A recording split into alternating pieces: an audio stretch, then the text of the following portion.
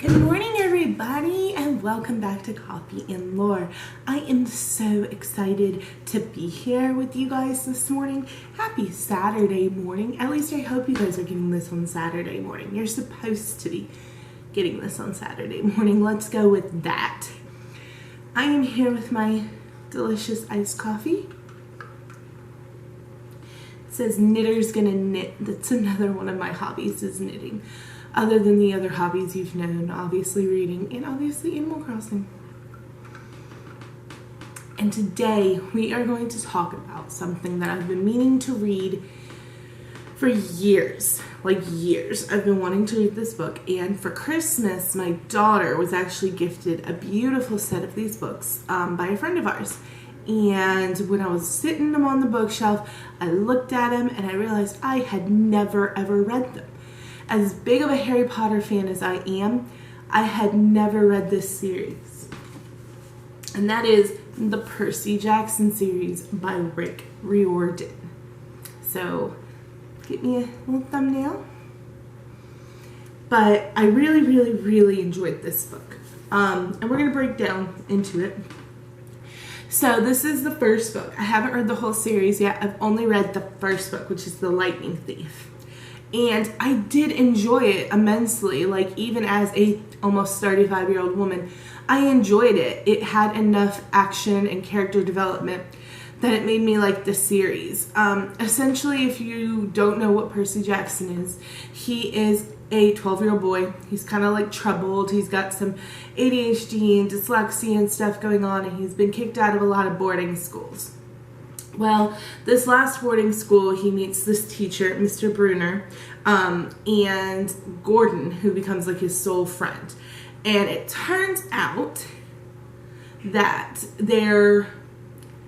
Gordon's a satire. I think that's how you say that. And it's like a goat man. And Percy Jackson's a half-blood. He is the son of Poseidon.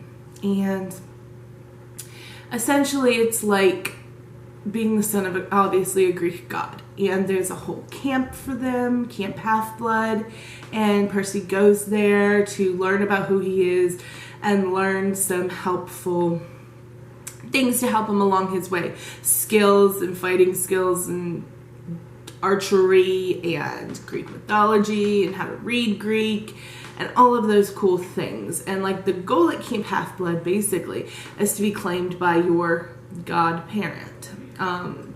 That is the ultimate goal, and Poseidon does claim him during an incident where he's having to fight off, I believe it was the children of Ares, and the water comes to his call and Poseidon claims him.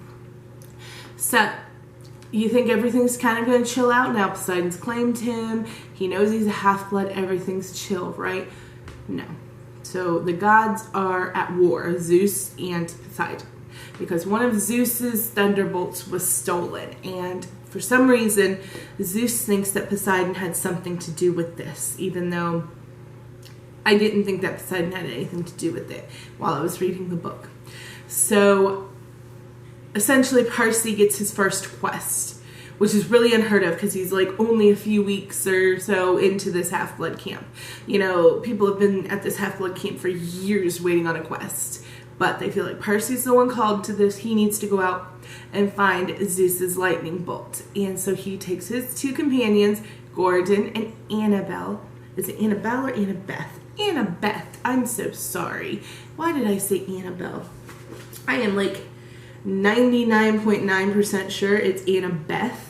But we are going to just double check that because I like to be correct. It is Annabeth and Gordon. So I did see some Harry Potter similarities in that you have two companions, one boy, one girl. I could see why people would make that claim that, oh, it's like knockoff Harry Potter.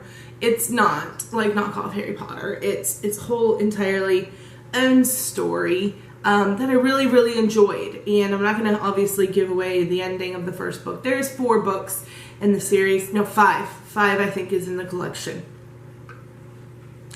And I'm excited to read all of them. Like I said, I've only read this first one so far, but I really liked it. I read it in, I'm not going to lie to you, I didn't read it in a day. This was a most of the week read. Strictly just because of my age. I think, you know, I believe if I went back and probably tried to read Harry Potter at 35, I couldn't binge it like I did when I was, you know, 11, 12, 13.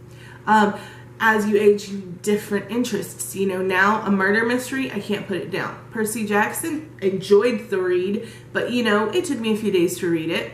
That's just, I think that just comes with age and different interests, but really, really solid book, especially if you've got some preteens or teens. I loved it. Sophia will be reading it. Well, Sophia's read the first one. I think she's going to start the second one. Super solid. Absolutely loved it. Not Harry Potter knockoff. Definitely its own story. And I'm solid 10 out of 10. I mean, I had no complaints with the book. So I am going to have 2 more videos up this week, y'all. So a total of 3 videos for the week, which I'm really excited about.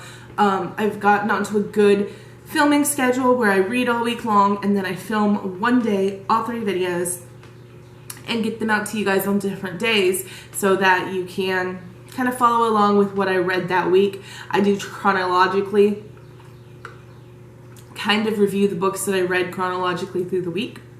And I'm really excited to see you guys more this week. What are you reading?